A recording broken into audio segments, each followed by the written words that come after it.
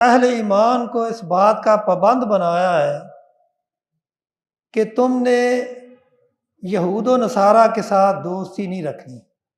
کیوں؟ اس لیے کہ وہ تمہارے دوست نہیں ہو سکتے، کیونکہ کفر اسلام کی ضد ہے۔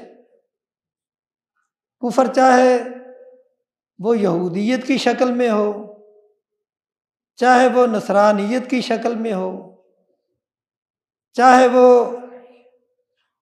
ہندو مذہب کی شکل میں ہو، چاہے بدھ مذہب کی شکل میں ہو،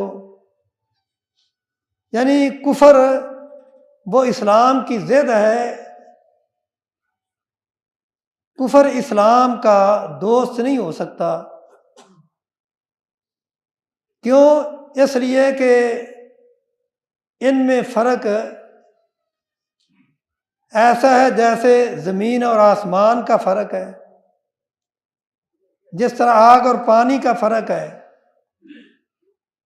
جس طرح یہ چیزیں اکٹھی نہیں ہو سکتی، اسی طرح اسلام اور کفر وہ بھی اکٹھا نہیں ہو سکتا۔ کفر ایک ملت ہے۔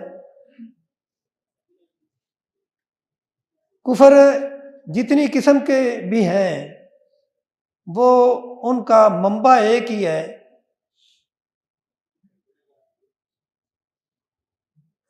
اور یہ بات بھی معلوم ہے کہ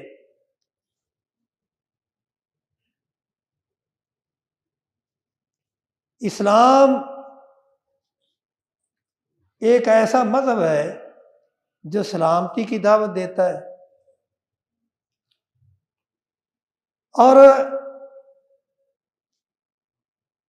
کفر اس کی دشمنی اسلام کے لیے واضح ہے۔